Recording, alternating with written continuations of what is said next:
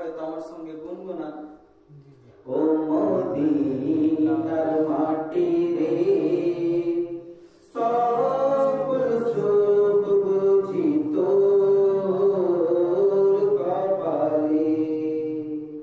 ও Medina রে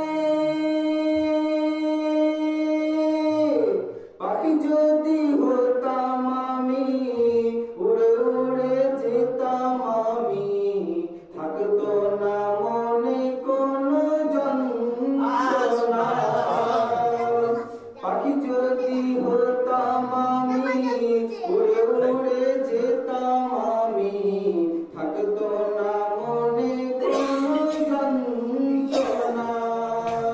দেহে নাই পাখারে, সাথে নাই টাকারে, দেহে নাই পাখারে, সাথে নাই টাকারে, কেমনে কেমনে যাব ও সেখানে।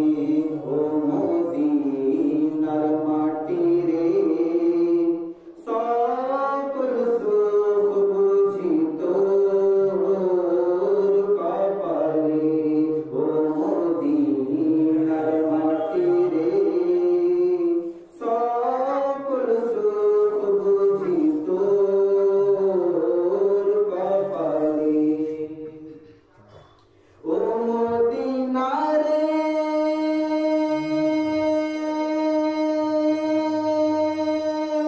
তোর বুকে গেলে আমি কত সুখী হতাম জানি, তোরে আমি বুঝাইব কেমনে।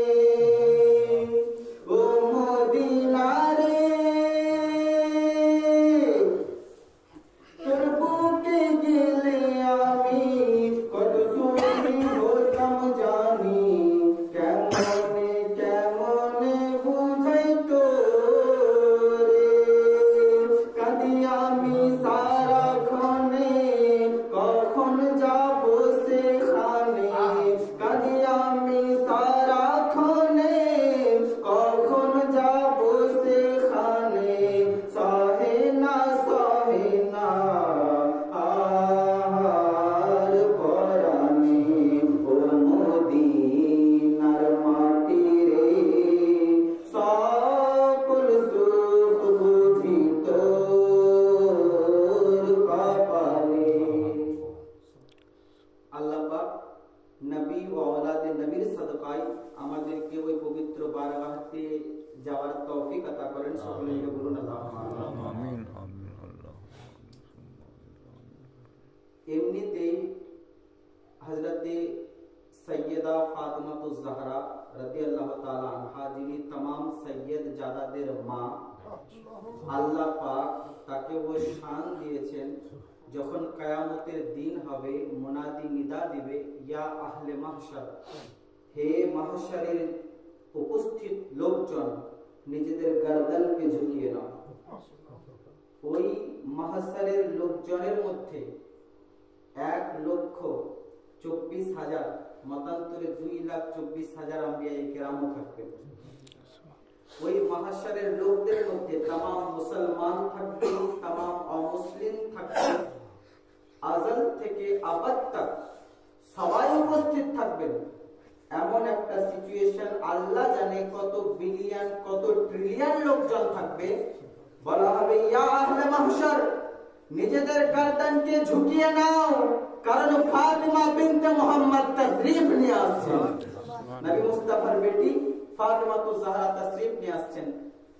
আর ওই সৈয়দায়ে কায়নাতের জন্য মুফতি আহমদ ইয়ার খান নাইমি রাহমাতুল্লাহি তাআলা আলাইহি লিখছেন যে আল্লাহ পাক বলেছেন আমি কোরআন রাখছি, আল্লাহ রাসূল বলছেন আমি কোরআন রাখছি, আহলে বাইত রাখছি। হাদিস এখন সবার মুখস্থ, শুধুমাত্র আহলে বাইতের দরবারে এসেছেন আমি ওইটুকু ইয়াদ করাচ্ছি যে আমি কোরআন রাখলাম এবং কোরআনের সাথী হিসেবে আহলুল বাইতকে রাখলাম। তো মুফতি আহমদ ইয়ার খান নাইমি বলেন কোরআন হচ্ছে থিওরি, আহলে বাইত হচ্ছেন প্র্যাকটিক্যাল। কোরআন হচ্ছে থিওরি, মওলা আলী তার প্র্যাকটিক্যাল। কোরআন হচ্ছে থিওরি, সৈয়দায়ে কায়নাত তার প্র্যাকটিক্যাল। এ মুসলমান এখনো হাকিকাতান যারা হাসাবি নাসাবি সাইয়্যিদ রয়েছেন, আমাদের মতো কেউ যদি 2 পাতা পড়ে নেয়, তারপরেও সাইয়্যিদায়ে কায়নাতের লালের সন্তানদের কাছে নিজেদের গর্দনকে ঝুঁকায়, হাঁটুকে গেড়ে বসে সাইয়্যিদায়ে কায়নাতের সন্তানদের সামনে। কারণ প্রত্যেক মাওলানা জানে কি মসজিদের ভিতরে কোরআন রয়েছে, ওটা থিওরি, আর তোমাদের মধ্যে যারা হাকিকাতান হাসবি নাসবি সাইয়্যিদ রয়েছেন তারা কোরআনের প্র্যাকটিক্যাল। কোরআন কোন পথে চলতে বলেছে যদি বুঝতে চাও, কোরআন কোন পথে চলতে বারণ করেছে যদি জানতে চান, তো পথটাই সাইয়্যিদা জাহরার সন্তানদের সঙ্গে মিলে যান। সাইয়্যিদায়ে কায়নাতের সন্তানদের লালরা যেভাবে চালান সেভাবে চলতে থাকুন। আজ থেকে 2-3 বছর আগে আমার জীবনে কখনো এরকম হয়নি। এটা বারাগদ্দির শান। আমার যতবার পরীক্ষার সেন্টার পড়েছে এত দূরে যে কি বলবো, কিন্তু যে বছর আমাদের দাদি জানের বিশাল হয়, আল্লাহর ইজ্জতের কসম, যাকে মানুষ চোখে দেখেনি, যার আওয়াজ শুনেনি, তার জন্য চোখ থেকে পানি আসে না। যার আওয়াজ শুনেনি, যাকে কখনো চোখে দেখেনি, তার জন্য চোখ থেকে পানি ঝরে না। যখন এই 5 সাইয়্যিদের মায়ের জানাজা উঠেছিল, বারাগদ্দির ধরতি গওয়া আছে, যে মুরিদরা না চোখে কখনো দেখেছে না আওয়াজ কখনো শুনেছে, তাদের চোখ থেকেও পানি ঝরছিল। আর আমি হয়রান হচ্ছিলাম, মাওলা এত কাছে কেন এক্সাম সেন্টার, বুঝতে পারিনি। এই জন্য যাতে পরীক্ষাও দিতে পারি, পরীক্ষা দিয়ে আসতেও পারি, জানা যায় সেই করতে পারি। আল্লাহ পাক যে কিভাবে ব্যবস্থা করে দেন, যদি সত্যিকারের কেউ বাবাদার হয়, আল্লাহ যে কিভাবে ব্যবস্থা করে দেন কেউ বুঝতে পারে না। যে মুসলমান আজকে দেখুন না, ওই মা, যে মা সন্তান পালন করেছেন, তো হাফিজ হুজুরের মতো কোরআনের হাফিজ বেরিয়েছেন। এই তল্লাটে সৈয়দ শাহ বাবর আলী দস্তগীর আল কাদরি মাদ্দাজিল্লাহুল আলীর মিসালে হুফাজ নাই। তাকে এই তল্লাটে হাফিজদের শের মনে করা হয় কেরাতের। আল্লাহ শান দিয়েছেন তার আওলাদদেরকে। আমার পীর ও মুর্শিদকে আপনারা দেখতে আছেন। এই মুসলমান পশ্চিমবঙ্গের বুকে এখন ওলামায়ে দ্বীনরাও এক বাক্যে স্বীকার করছেন কি তার মতো পীর নাই। ওই মায়ের সন্তান আল্লাহ আজ্জা ওয়া জাল ওনার পবিত্র কবর মুবারকে রহমত নজুল করতে থাকেন।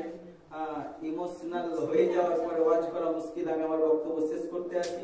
আমা আলাইনা ইল্লাল বালাগুল মুবিন। আসসালামু আলাইকুম ওয়া রাহমাতুল্লাহি ওয়া বারাকাতুহু।